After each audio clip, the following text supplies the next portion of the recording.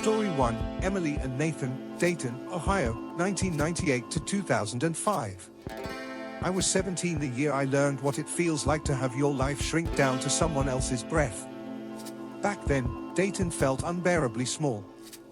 My mother worked double shifts at Miami Valley Hospital, and I spent too many nights scrolling True Match on her old desktop.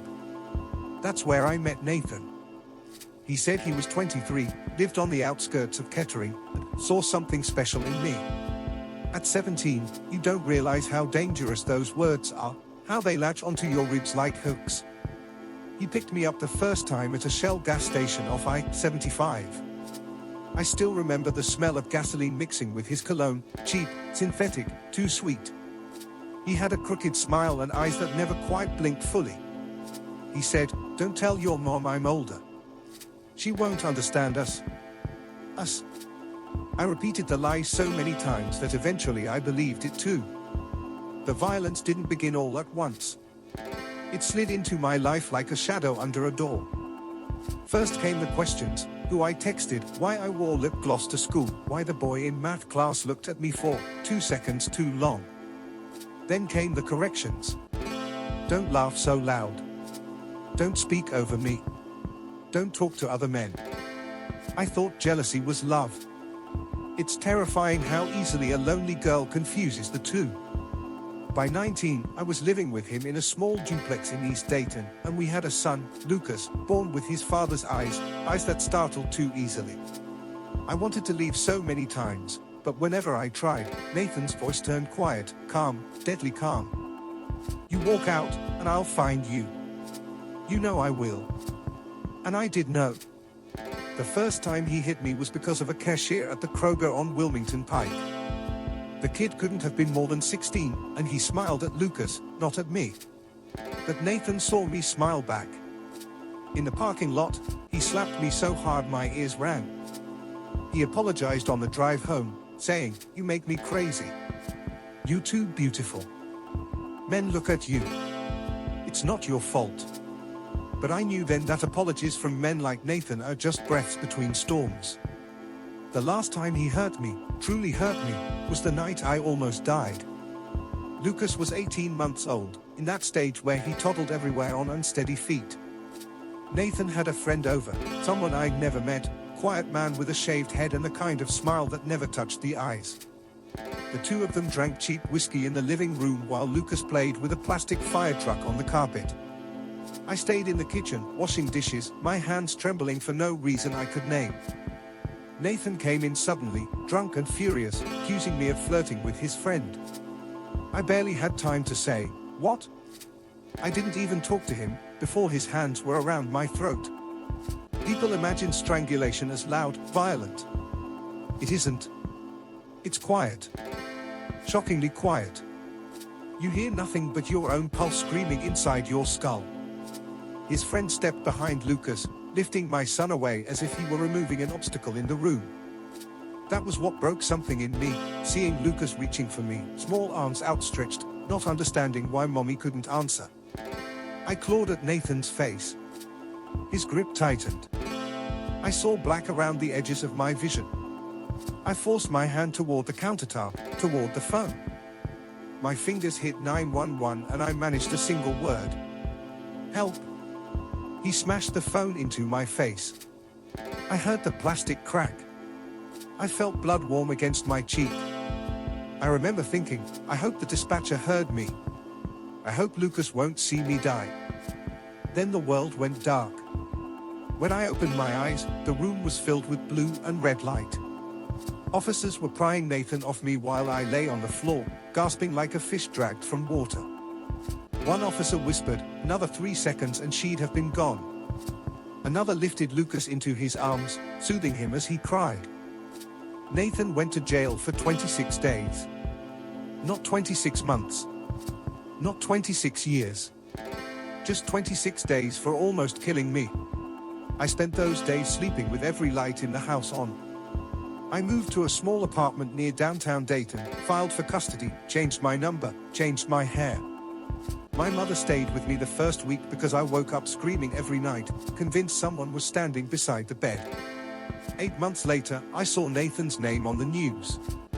Cincinnati woman strangled in her apartment, suspect arrested. He'd done it. He'd finally done to someone else what he always promised he'd finish with me. Her name was Alyssa, 22, nursing student at UC. She never had a chance. During the trial, the prosecutor asked me to testify to his pattern of violence.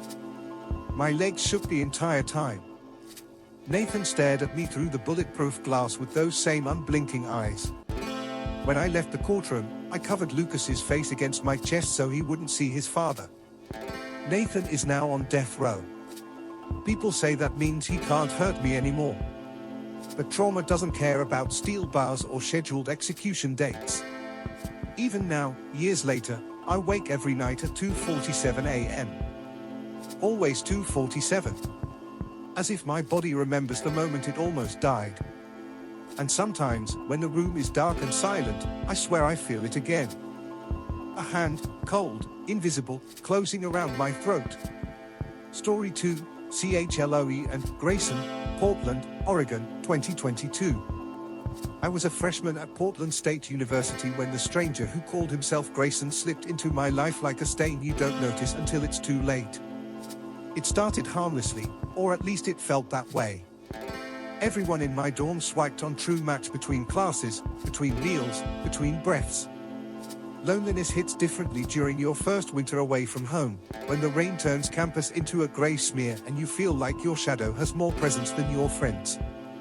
His profile had no picture. Just a single line. I noticed things. I should have unmatched right then. Instead, I messaged, "Notice what?" His reply came instantly, as if he'd been waiting with his fingers hovering above the screen. You. Most guys online annoy you with too many emojis or try to be funny. But not him. Every message from Grayson felt sharp, as if the words were carved instead of typed. Over the next 3 days, he sent me poems, unsettling ones. Lines about a girl walking alone at dusk. Lines about a figure waiting just beyond the streetlight. Lines about a throat made for silence. It was beautiful in a deranged way. Like something from a mind that lived in the dark and preferred you did too. But the moment he sent the drawing, I blocked him. It was a sketch, rough, frantic pencil lines, of a girl who looked exactly like me, dark hair, my raincoat, my backpack. She was standing under the street lamp outside my dorm. And across the page, in strokes that dug so hard they broke the lead. Stay still. I'm close. I blocked him everywhere. True Match. Instagram.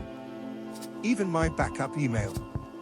I tried to tell myself it was just a troll, some art major with too much time and too little sanity. But my hands were shaking so violently I dropped my phone twice. 2 nights passed. On the third, he found my WhatsApp number, the one I only gave to people in my major. Blocking me hurts. That was his message. I didn't respond. I didn't breathe. I deleted the app and hid the phone under my pillow like it could crawl away on its own. Things escalated on a Wednesday in December, the coldest night of the year. The kind where the wind claws under your coat and your bones feel hollow. I'd fallen asleep around midnight. At 1:17 a.m., the dorm's doorbell echoed through the hallways, shrill and out of rhythm. I sat up, heart pounding, listening. I thought maybe someone had forgotten their key card. Then a second ring. A third. A fourth. Each one slower, intentional. As if whoever was outside wanted to savor the sound. I peeked through the peephole of our security door from the third-floor hallway. The entryway below was empty. But something bright caught the corner of my eye, a red envelope resting neatly on the concrete step. I knew it was for me. I didn't want to go down. I shouldn't have gone down. But curiosity and terror have similar pulses, and both dragged me forward. The envelope was thick. Heavy. My name, Chloe, written in looping black ink. Inside was a small lock of hair. My hair. The strands were tied together with white thread. Beneath it, in jagged handwriting, the words, "I was inside while you slept." My knees nearly buckled. I pressed myself against the wall, sucking in cold air like it would keep me conscious. I dialed 911 with shaking fingers and tried to explain between gasps that someone had broken into my dorm, that someone had cut my hair while I slept. The dispatcher told me to go upstairs and wait for officers. I sprinted up the stairwell, nearly tripping twice. The hallway was empty, humming with fluorescent light. I was halfway to my room when the sound reached me. A soft breath. Not mine. Behind me. I turned slowly, dread rising like bile. And he was standing in the hallway. Completely naked. His skin was pale and goosebumped from the cold. Across his chest, carved deep enough to bleed, was my name. Chloe. Blood ran in thin, dark lines down his stomach. His eyes were wild, too bright, like he'd peeled the world open and stepped behind it. I told you, he whispered. Blocking me hurts. I tried to scream. Nothing came out. He took one step toward me, slow, deliberate. Then another. You shouldn't have deleted our messages, he murmured. I kept them all. I backed away, and scrambling for my dorm room key, but my fingers were trembling too violently to find it. I pressed myself against my door, praying for someone else to walk into the hallway, praying for any sound that wasn't his breath. You were supposed to be mine, he said softly. My father always said I deserved someone who listened. The word father struck something deep in me. Who are you? I choked out. His smile stretched, not wide, but long, unnatural, like he'd practiced it alone in the dark. You know me, he said. Or you used to. Then he said the name that made my stomach drop through the floor. He was the stepfather of my childhood best friend, Laura, the girl I hadn't spoken to in years. I remembered him vaguely, a silent man who sat in corners during sleepovers, always watching, always too still. He had found me again. The hallway lights flickered. A shadow moved at the far end. He glanced toward it. And the police rounded the corner, shouting commands, flashlights slicing through the dim yellow glow. He ran. Bare feet slapping the linoleum, leaving small smears of blood. I watched him disappear down the emergency stairwell, swallowed by the building's concrete veins. The officers reached me seconds later. I could barely speak. They searched the dorm, the stairwell, the courtyard. But Portland's campus ends in forest, thick and endless, and he vanished into it like smoke. That was 11 months ago. Every month since, without fail, a white rose appears at my door. The petals always look soaked in something dark. Not paint. Not dye. Blood. Fresh. Whoever he is now, wherever he hides, he still notices things. And he's still close. Story 3, Ryan and Lena, Cleveland, Ohio, 2024. I met Lena 3 weeks after my 4-year relationship fell apart. Heartbreak does strange things to your judgment, makes danger look like comfort, makes strangers feel like rescue. Her profile looked different from everyone else's. No selfies. No mirror shots. Just black and white photographs, moody, perfectly composed, the kind you'd expect from an art exhibit in downtown Cleveland. Her bio read, "I capture truth." That should have been a warning. Instead, I messaged her, telling her her photos were amazing. She responded instantly. "You're interesting," she wrote. "Most men only ask what I look like." I laughed, grateful someone saw me as something more than a breakup casualty. We talked for hours each night. She said she lived in Lakewood, close to the water. She sent voice notes sometimes, her voice soft, breathy, almost hypnotic. I imagined her as someone ethereal, someone who drifted instead of walked. After only a week, she invited me for dinner. "I want to photograph you," she said. "I think your sadness is beautiful." I should have declined. Instead, I told her I'd be there at 7. Her apartment building was old, brick, with ivy creeping up the side like veins. The hallway smelled like dust and old carpet cleaner. When she opened the door, she wasn't what I expected. Not ethereal. Not delicate. She was striking, sharp cheekbones, pale eyes, long black hair pulled into a messy knot. But there was something off in how still she stood, like she was posing even in real life. "Ryan," she said, smiling just a little. "You're perfect." Her living room was dim, lit by warm yellow lamps that cast everything in a sickly glow. Every wall was covered in framed black and white photos, women, all of them, each portrait unsettlingly intimate. Their eyes always looked just above the camera, as if watching someone behind it. Dinner felt normal enough at first. Chicken, wine, soft music. She asked me everything, my childhood, my fears, what sadness felt like for me. I thought she cared. She didn't. She was collecting. After dessert, she stood abruptly. "I want to show you something," she said, her voice low. She led me down a narrow hallway to a door with 2 locks. She unlatched them carefully, like she was unwrapping a gift, and pushed the door open. The smell hit me first. Chemical rot. Metallic sweetness. A hint of something thick and decaying. My brain rejected it immediately. Inside was a room lit by a single overhead lamp, yellow and sickly, flickering at the edges. And there, centered beneath it, was a woman. Still alive. She was strapped to a wooden chair with leather belts. Her skin was pale, almost gray. Her eyes and mouth were sewn shut. Thick black stitches. Crude. Uneven. She trembled with every breath, fast, shallow, terrified. "She's my masterpiece," Lena whispered behind me. "Do you hear how she breathes?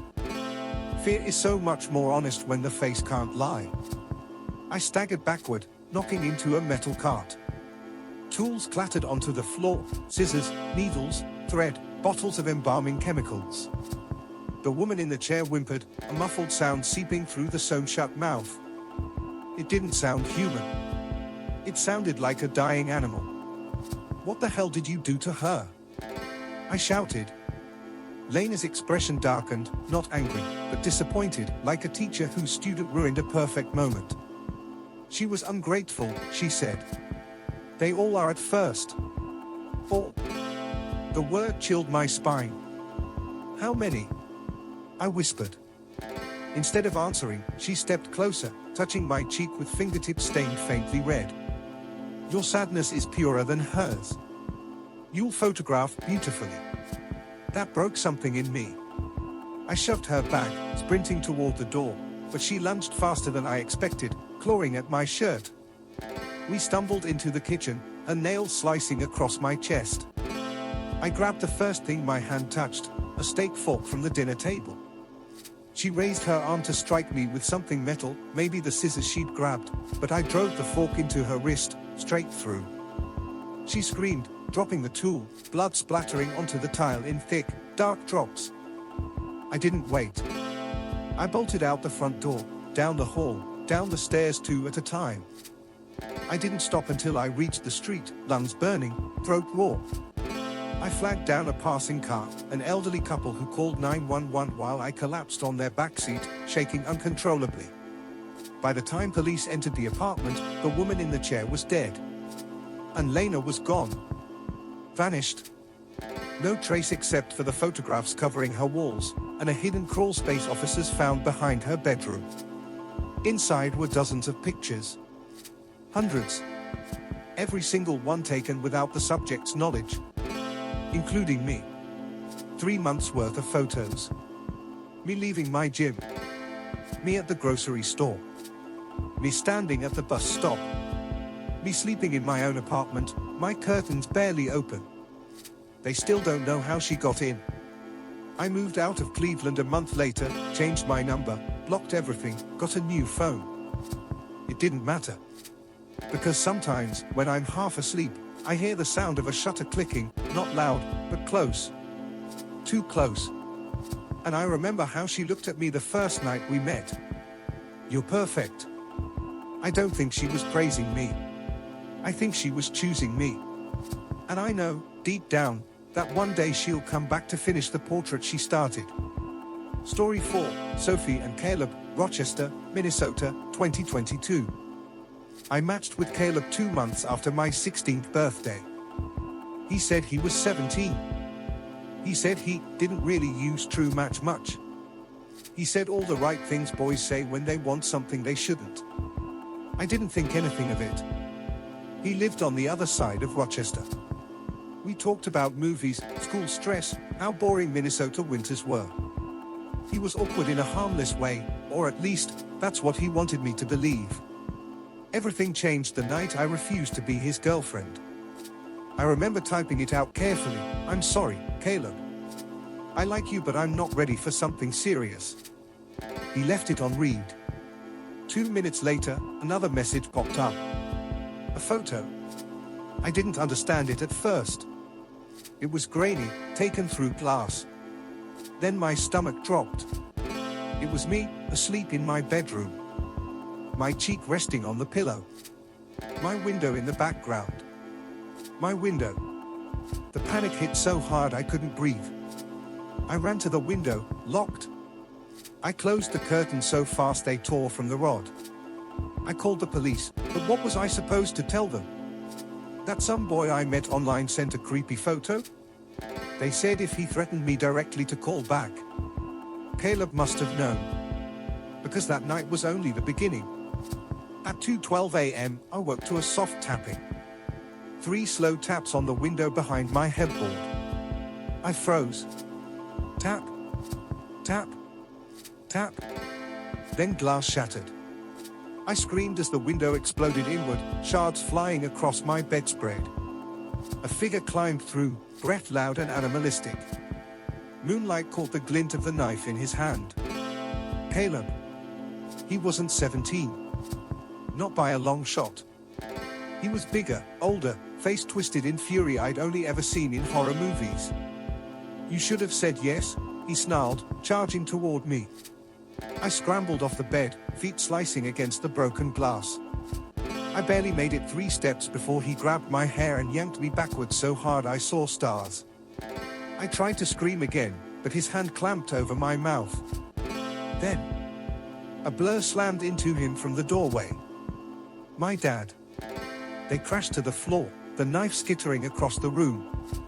My dad pinned him for half a second before Caleb twisted like something feral and bit into his shoulder. My dad's shout was raw, animalistic. Run, Sophie, he yelled. I bolted. I didn't think. I ran barefoot across shards, down the hallway, sobbing as blood smeared behind me. Somewhere behind me, a lamp crashed. Furniture splintered. My mom was screaming. My dad was swearing. Caleb was snarling, like something rabid. I made it to the kitchen and grabbed the biggest knife I could find, hands trembling. I wanted to help, but when I stepped back toward the hallway, I saw Caleb's silhouette rise from the floor, staggering but still moving, my dad clutching his shoulder, bleeding heavily. Caleb's head jerked toward me. He smiled. I'd never seen someone smile like that. It wasn't human. It wasn't sane. It was possessive. I ran outside.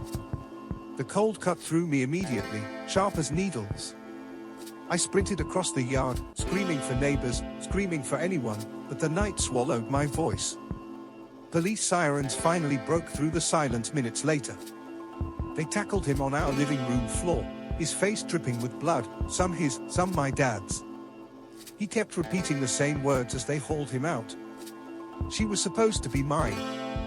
She was supposed to be mine. She was supposed. He didn't even look like he knew he'd been caught. He looked disappointed. Caleb was sentenced to 16 years for attempted murder, home invasion, and aggravated assault. 16 years felt like forever. Until it wasn't. I turned 19 last fall. My parents and I tried to move on. Tried therapy, new locks, security systems, everything. But nothing prepares you for the letter that arrived 3 weeks ago.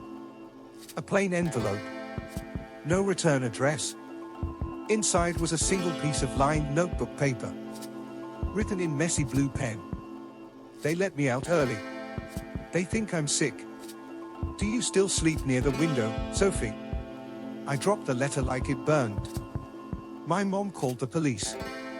They said Caleb had been released into a mental health rehabilitation program because he was non-violent with staff. Non-violent with staff.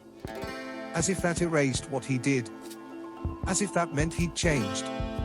The officer assigned to my case said they'd increase patrols near our street. But here's the thing. 2 nights ago, at exactly 2:12 a.m., I woke up to tapping. 3 taps. Slow. Rhythmic. Deliberate. Tap. Tap. Tap. On my new window. On the opposite side of the house from where he broke in last time. I froze. I told myself it was a branch or an animal or a dream. Then I heard it. A voice. Soft. Whispering through the glass like breath on cold air. Should have said yes. I screamed for my dad. He sprinted in with a metal bat, but by the time he yanked the curtains open, the window was empty. Just the reflection of my own terrified face. The police came again. They searched the yard. Nothing. But this morning, stuck under my windshield wiper, was a photo. A grainy photo. Taken through glass. Me. Asleep. In my new bedroom. He hasn't changed. He hasn't healed. He hasn't forgotten. Caleb is out there. And I don't think he wants me dead. I think he wants me back. Story 5, The Whisper Archive. The rain had been falling for 3 straight days when Detective Lena Harrow stepped out of her car and stared up at the Burnmore Historical Library. A gothic monster of a building, black stone, narrow windows, iron gargoyles dripping rainwater like tears. People whispered about this place. They always had. But tonight, the whispers had become screams. Lena tightened the strap of her shoulder holster and checked her phone. The last text from dispatch still blinked on screen. Caller claims voices coming from locked basement stacks. Staff evacuated. Your closest. Proceed with caution. She exhaled. Always me. Why is it always me? Inside, the library's grand hall was drowning in shadows. Lightning flashed through stained glass, splashing fractured colors across towering columns. At the center stood Owen Rusk, the archivist who made the call, trembling, drenched, and pale as a sheet.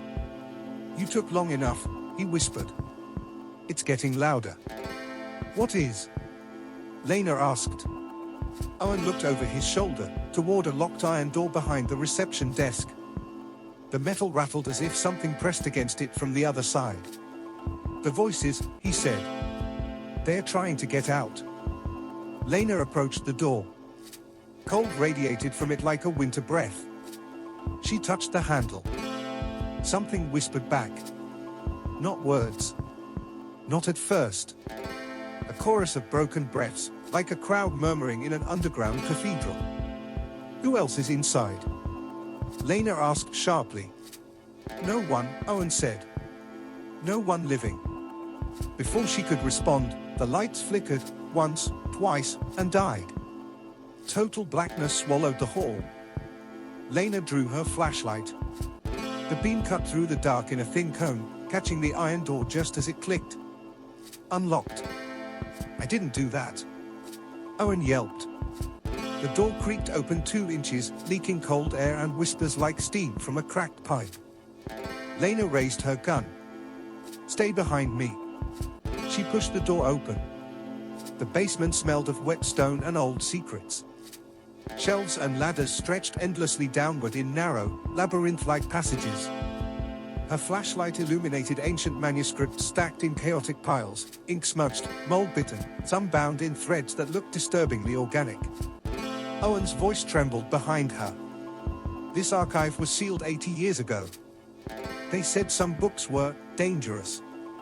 Lightning cracked overhead, echoing through the stone with a seismic groan. And you reopened it today? Lena asked. No, he cried. The door was open when I arrived. I swear, detective, I didn't. A whisper interrupted him.